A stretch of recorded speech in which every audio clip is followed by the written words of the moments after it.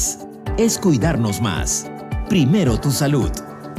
Y estamos aquí con nuestro invitado, el doctor Carlos Sandoval, médico geriatra. ¿Cómo está, doctor? Bienvenido. Muchas gracias y presto a conversar sobre lo que usted me desee preguntar. Así es. ¿Cómo cuidar a un adulto mayor con demencia? Hoy hablamos sobre los adultos mayores y su cuidado y sobre todo en el tema de la salud física, pero también mental y emocional.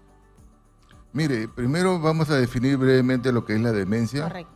La demencia es la enfermedad neurodegenerativa que va a consumir y va a destruir el sistema nervioso, sobre todo el área cognitiva, el área que tiene que ver con las funciones cerebrales superiores.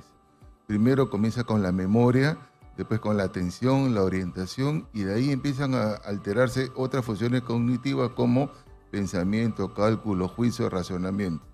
Lamentablemente es una enfermedad progresiva en la que actualmente no hay cura, ni siquiera para detener el curso de la enfermedad. No hay cura hasta la fecha, hay mucha investigación y lamentablemente sigue progresando, de manera que hay 3 etapas. La etapa inicial, cuando el paciente recién está teniendo la enfermedad, la fase intermedia, donde ya hay serios problemas de conducta y de dependencia, y finalmente la fase tardía, en la que hay completamente dependencia. Entonces los cuidados que debemos de darle a nuestros pacientes va a depender en qué etapa se encuentra el enfermo. Si está en la etapa inicial es un tipo de cuidados, en la intermedia otro tipo de cuidados y en la fase tardía otro tipo de cuidados. Sobre esto, ¿es importante que sea un miembro de la familia o se puede contratar un personal especializado, profesional? Hay 2 tipos de cuidador. El cuidador familiar, que no se preparó para ser cuidador. Sencillamente las circunstancias de la vida les tocó ser cuidador y son personas que no cobran un sueldo, no se entrenaron, no tienen vacaciones, no tienen un seguro y es un trabajo extra. Mientras que la persona que es un cuidador profesional sí se entrenó, recibe un sueldo, tiene vacaciones y tiene derechos laborales. Entonces, son 2 tipos de cuidadores. El 90% o 95% son informales, o sea, es la misma familia el que cuida a su enfermo. Pero muchas veces no hay quien los vea. Los hijos trabajan o viven fuera, entonces sí se requiere de contratar a un cuidador o en otra circunstancia llevar al familiar a una casa de reposo. Muy bien, doctor. Vamos a ir habilitando líneas telefónicas en torno a este tema. ¿Cómo cuidar a un adulto mayor con demencia? ¿Hay algunos medicamentos que pueden tomar, doctor? ¿O cómo es el cuidado? Primero que nada, controlar todos los factores de riesgo. Si es hipertenso, controlar bien la presión. Si es diabético, controlar la glucosa. Si tiene alguna enfermedad articular, tratar todas las enfermedades con la medicación adecuada. Segundo, promover la actividad física y que el paciente sea lo más activo posible, que camine, que coma solo. A veces queremos súper protegerlos y le damos de comer en la boca, lo vestimos. No, que el paciente se ponga un babero, esos de peluquero, esos baberos grandes, y que se ensucie, no importa, pero que él coma, que él mismo se abotone las camisas hasta donde pueda. Tratar de que sea autovalente. Y ya cuando la enfermedad progrese, bueno, recién vamos a hacer las cosas por ellos. Eso lo va a mantener más activo, va a ser más independiente.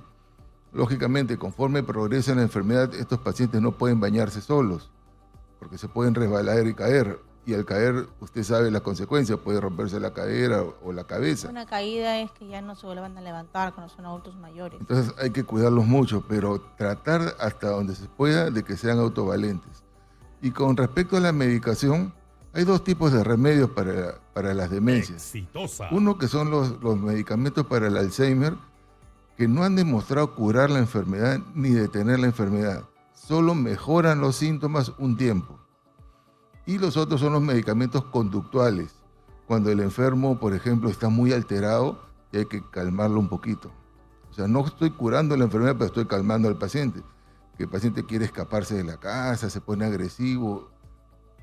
Ahora, si el paciente está confundido, muchas veces les digo, no le den medicamentos. Por ejemplo, le pregunto, ¿cómo está señora María?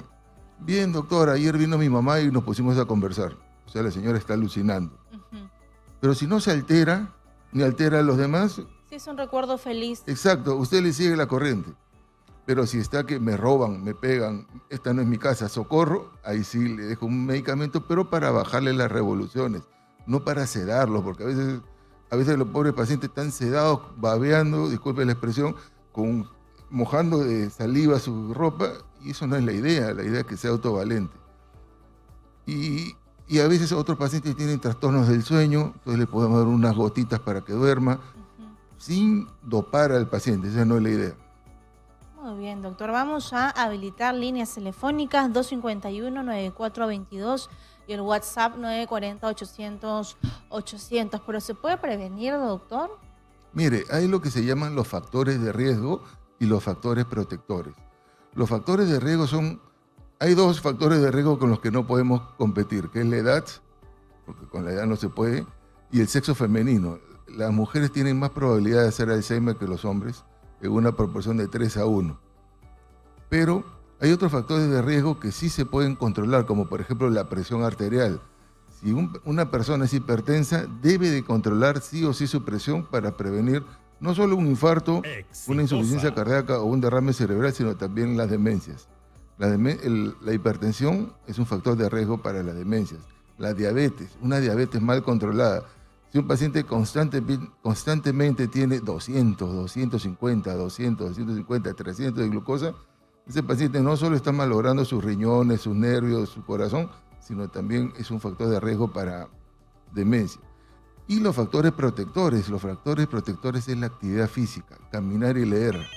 Tratar de constantemente estar leyendo y aprendiendo algo nuevo siempre. Muy bien, doctor.